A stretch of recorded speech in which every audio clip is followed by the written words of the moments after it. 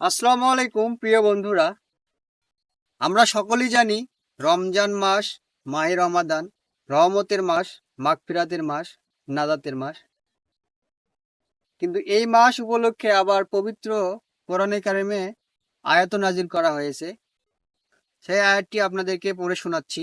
বিসমিল্লাহির রহমানির রহিম।